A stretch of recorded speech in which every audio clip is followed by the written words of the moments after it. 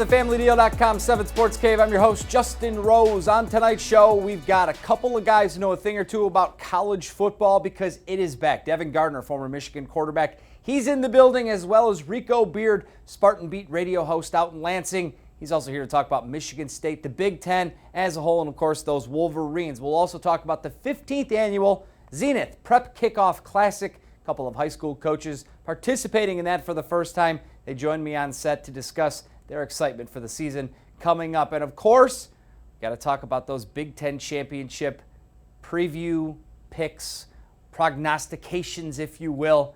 I got a good one for you at the end of the show. But before we get there, let's start with some of the news of today. Matt Patricia said this weekend that the injuries to Jared Davis and Frank Ragnow were not season-ending. NFL Network's Ian Rappaport has since elaborated on the Davis injury, reporting that it's a high ankle sprain. And while Davis is expected to miss some time of the regular season, it's a much better prognosis than initially feared when he went down on Friday night. Meanwhile, the fallout from the bombshell of Colts quarterback Andrew Luck abruptly retiring from the NFL carries on today.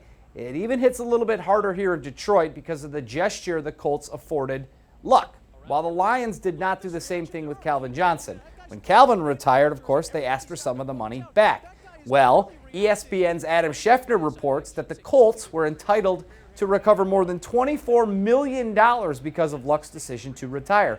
But the sides, they came to a settlement in which Luck will not have to repay any of that money. The two sides, apparently, they're leaving on good terms. We wish Andrew only the best, and we thank him for all his efforts that he's done as a Colt, and going forward, we have nothing but gratitude for him going to battle with us. Yeah, now, of course, with that settlement drawing Calvin Johnson comparisons, former Lions quarterback Dan Orlovsky tweeted his perspective. I watched the end of Calvin Johnson's career. I watched him walk into a locker room at 5 every morning, physically, emotionally, and mentally anguished over the pain of his injuries. I watched his smile fade to, I don't want to do this anymore. I think of CJ when I watched Luck last night.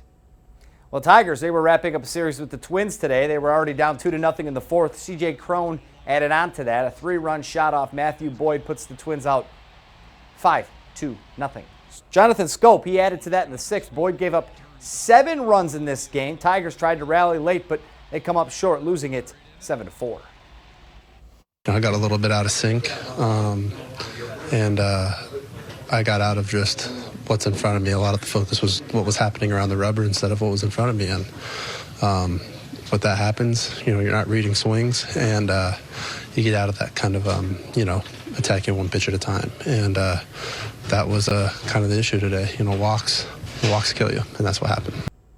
Final day of the PGA Tour Championship. Round 3 concluded this morning after it was delayed yesterday due to lightning. Brooks Koepka took a one-shot lead into this afternoon's final round, and that's where the fireworks happened. Koepka teeing off at the 7th hole, still 16 under. His tee shot, he's human. He pulls it left, goes into the trees. We've all been there before. Koepka cannot find his ball, though, after 3 minutes of looking, so he's forced to take a one-stroke penalty. Now, he finished with double bogey on the 7th hole. He finished tied for third at 13 under for the tournament. And the final round belonged to Rory McIlroy, though.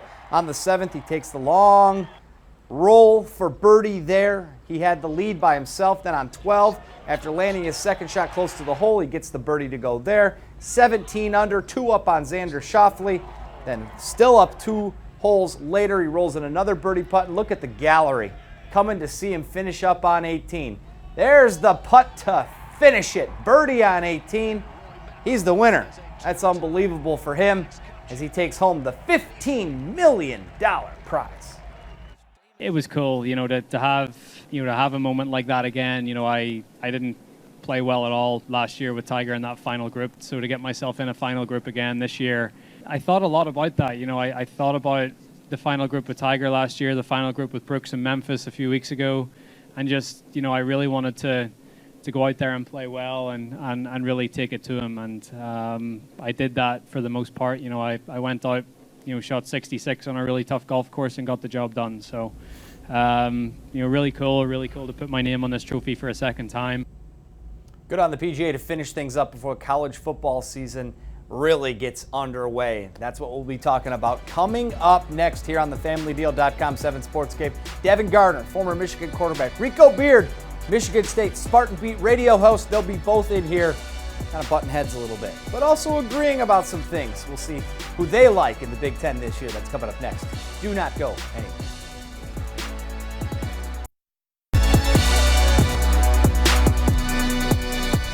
Welcome back to the FamilyDeal.com 7 Sports Cave. College football is officially back. Well, this week anyways. Rico Beard is here. Devin Gardner is here to talk all things Michigan and Michigan State. And I touched the wrong helmets with the wrong names, but that's okay because, look, we're going to talk about both teams, but I just want to start right off the bat. Right. With AP poll is out, Michigan's number 7, Michigan State's 18th. Who's really the better team right now? On paper, Sure. probably neither. Both have so many question marks that we don't know. But I guess for the fans, they probably will say Michigan because, well, Michigan didn't actually finish that well, but they scored more points than State. So there you have it. That's pretty true. I give it to Michigan. I mean, there's no possible way you could ever say that Michigan State at this point, right, with the new offense and way more question marks, right? We got a lot of guys returning at Michigan, and it's looking a lot more sure for us than it is for Michigan State. So I would have to say that the polls got it right this time. Yeah, I mean, and who else wins the summer like Michigan? No So, one. Yeah, No nobody one wins the summer like Michigan. All right, well, let's start with Michigan because of the questions that I have certainly about Michigan. Who's playing defense for this team? Because, look, I get it. Shea Patterson's back. You got your wide receiver core. That's back. Your offensive line should be improved from last year. But who's playing defense? Who's replacing Devin Bush, the be-all, everything for that defense? Who's on the back end? Who's up front for Chase Winovich and Rashawn Gary? Those are the questions that I have about Michigan Well, coming let's into not this be disrespectful to such a great player. Nobody's replacing Devin Bush. That's Devin true. Bush he's one of the greatest linebackers that Michigan's seen in quite some time. But the thing you have to realize is that Don Brown is phenomenal at what he does, right? With lesser talent at Boston College, he regularly had the top defense, right? And now he has a university that can recruit first, right? And we get a lot of top players and guys that he's proven that he's been able to develop. Because nobody saw Devin Bush being the linebacker that he is. They saw him being a pretty good player, but they didn't see that coming. And so I think that the staff does a great job of developing players, right? And I don't think you can say that we're going to take a step back because I remember a few years ago, the entire defense was all Big Ten. We pretty much lost everybody, and everybody's like, what's going to happen? What's going to happen? And then he comes back with a great defense again. And so I think that his track record has shown that you can't expect anything else but a great defense from Don Brown. That's a fair enough statement. He has done that. I will ask this, because we're talking about unknowns right now. They could go out and ball out week 1 and all of a sudden look like an all Big Ten defense already. That's the part that I don't know. Who on that defense of an unknown guy right now do you think is going to jump off the page and be somebody you point at and go, in 6 weeks, this kid's going to be better than he was in week 1? Josh Ross is really flying under the radar right now. I think he's really going to be able to make a lot of big plays, right? He has some lineage in his family, right? His brother is actually on the staff as a graduate assistant, and I got a chance to watch him growing up.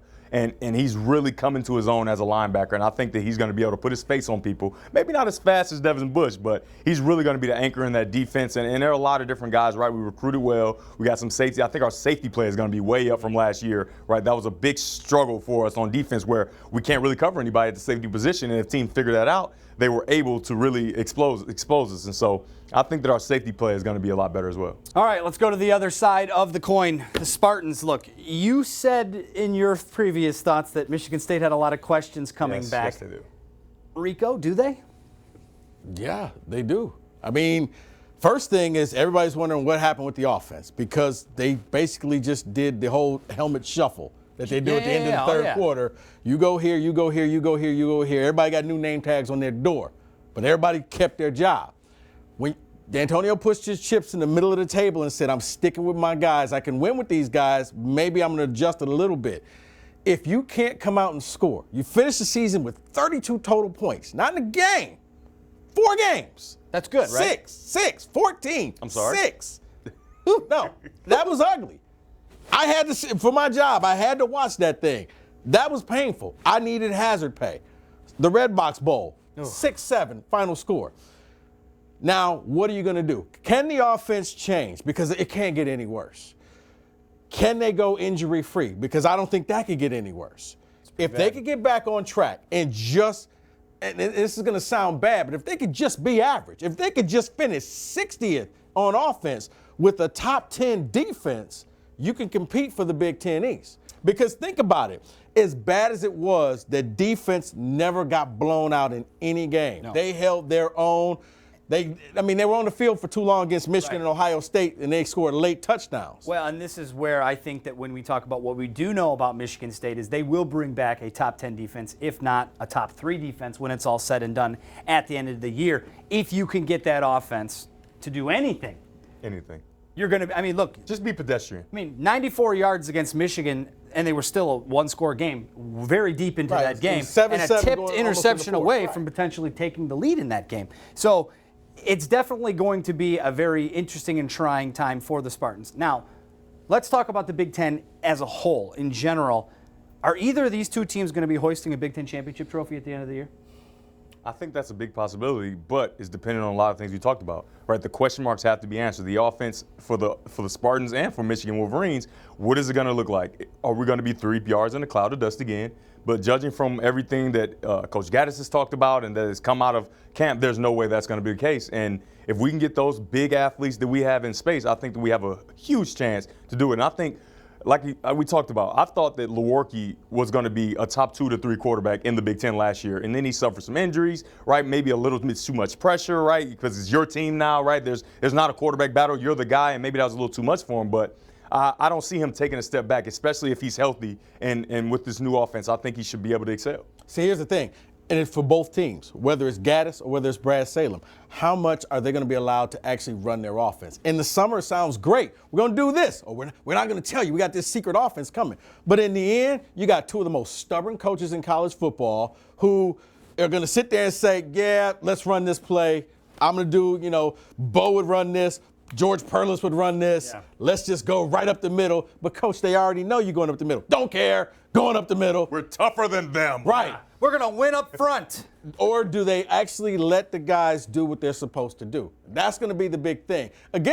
Early in the season, both offenses, I think, are going to look great. I think at the end of the Tulsa game, people are not going to be talking about Michigan State's offense anymore or saying, wow, where was this at? But it's when those big games come up. Mm-hmm. What are the coaches going to do? Will they let Salem coach? Will they let Gaddis coach? I don't think so for either play. I don't think either team has enough faith. Both coaches, I don't think they can let it go.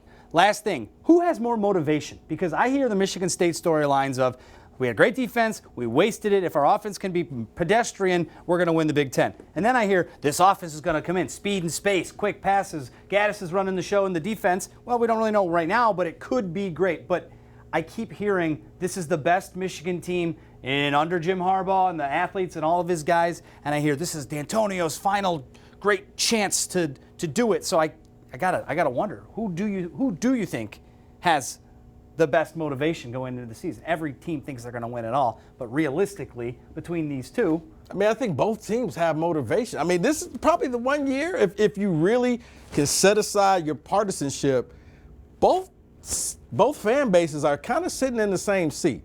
You hope for a lot, but deep down, when you're in the basement with your boys, you're saying, man, I sure hope this team can do this. I think they can do that. Michigan State, with the coaching shuffle, D'Antonio didn't fire anybody. That's going to weigh big. He has to come out the gate quickly. For Michigan, I think theirs is more at the end of the year. It's the elephant in the room. It's Ohio State. Yep. Can you finally beat Ohio State? Urban is gone. It's now Ryan Day. Can you beat the Buckeyes?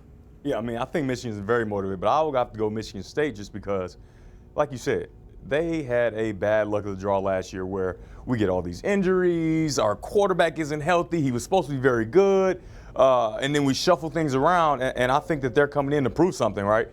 We had a great defense, like you said, and we wasted it, right? And that defense is going to come back and they're going to be phenomenal, right? They're going to play the run, they're going to stop the run, they're going to make sure that they're tough in the pass game, and so with the way that they're seeing the season end is 6-14, 6-6. There's no possible way they aren't the most motivated group, especially with all the secretism, right? Everybody, it's a huge secret. Like we have stuff. Don't tell anybody. Please don't tell anybody. Don't say a word, right? There's no way they're not walking around there with their chest poked out saying, hey, we got something for the Big Ten, and they have no idea what's coming. It seemed, like I said, D'Antonio has a way of taking a bad season and turning it into gold the next year around. We'll see if he can do it again. It feels like the transition from 2012 2013. I know a lot of people like ridicule me on Twitter because I said it feels like 12 to 13. He had a mediocre team, but he liked that Lost team. to Michigan in 12. And I was there. The next and did lose to them again since. But then they came back in 13, surprised everybody. Well, Nobody picked them to win the Big Ten. They end up in the Rose Bowl. Yeah. And it does have a similar feel to that. At the same time, Michigan does recruit the way that Michigan does. Yeah. I just got to find out if these kids can step into these roles right away and not drop a step. Coming up later, though, I'm going to have my prediction on who's going to win the Big Ten this season. Rico, thank you so much for coming in. Devin, thank you. Why don't we do this Always again a pleasure. the week before November 16th? I don't know. I don't see why not. Right? We can do this again, right, boys? We're all friends here. Here you go. It's a parting gift for both of you. And congratulations. Oh, well, thank you very much. That's right. Have fun. Getting married. We'll talk about that in a little bit as well. Coming up next, though, Prep Kickoff Classic, high school football getting underway this week as well. Talk to some of the coaches participating in the great event. Coming up next here on the FamilyDeal.com 7 Sports Cave. Stay with us.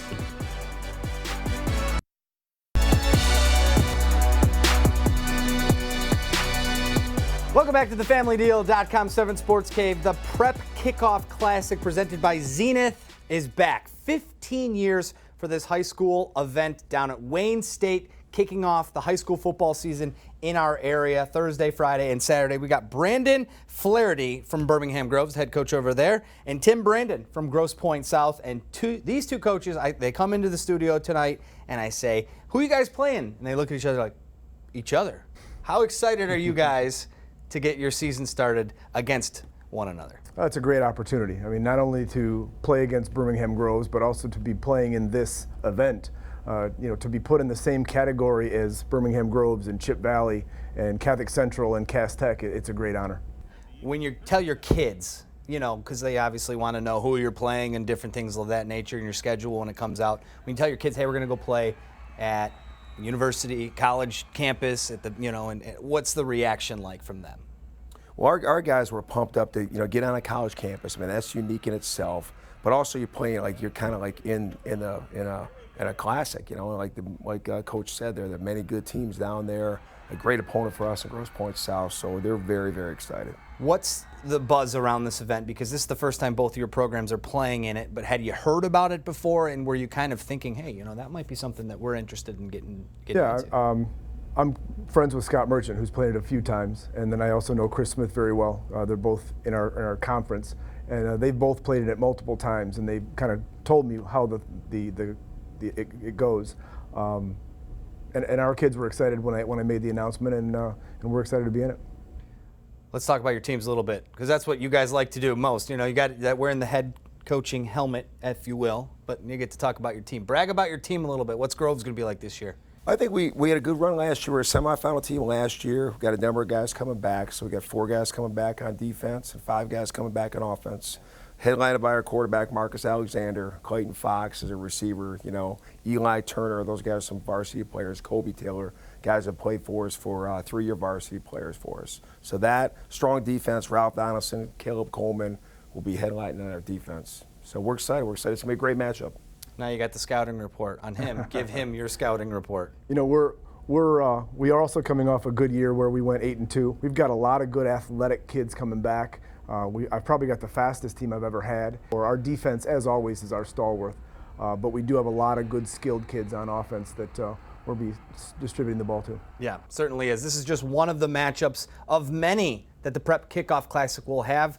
All of them available at our website, WXYZ.com. But we kick it off 4 p.m. The Fighting Brad Galleys, Brother Rice and Utica Eisenhower. 7 o'clock, Chippewa Valley against Saline. On Friday, there it is, the headliner. Ding, ding, ding. 4 p.m. Groves and Grosse Pointe South. 7 o'clock, Muskegon and Warren de La Salle. And then Saturday, things wrap up. Detroit Catholic Central versus Detroit King. What a game that'll be. And Cass Tech taking on Wendell Phillips Academy, another out-of-state school from Chicago.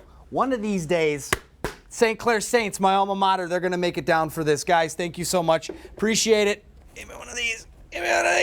We're too old to be doing that anymore. Good luck. That's the last nice handshake these two will have until after the game is over on Friday. Thank you guys so much. All right, coming up next year on the FamilyDeal.com 7 Sports Cave, it's a kind of a big week for me. I'll explain that coming up next. Stay with us.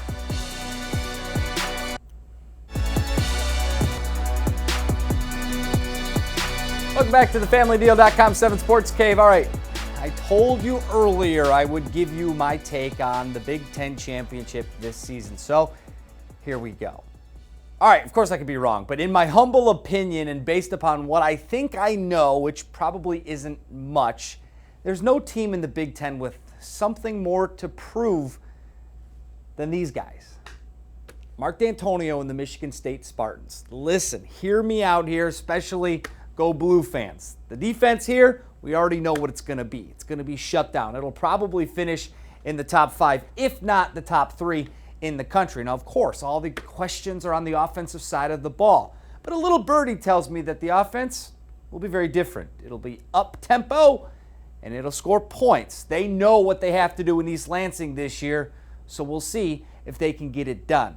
I think they go to Indianapolis, where they'll play Nebraska, and they'll beat them to win the Big Ten title. Now, as we also talked about earlier on in the show, I've got some fun personal news to share with you all. Next weekend, I'm getting married to that lovely woman right there, my fiance, Katie. We met just about 2 years ago. There's us at a Michigan State tailgate, and words can't describe how excited I am to marry you and be your husband. I'm an incredibly lucky guy and have found the love of my life.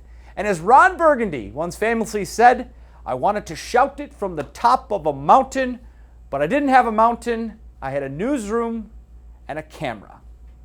I certainly do love you, Katie, and I can't wait to start our lives together. But I'll be off the next couple of weeks. Kyle Bogey will be here next Sunday and the following Sunday. John U. Bacon will join him, breaking down Michigan and Michigan State's first games and 2 wins for the local teams. Thanks for watching as always. Have yourself a great week, and I'll see you on the other side.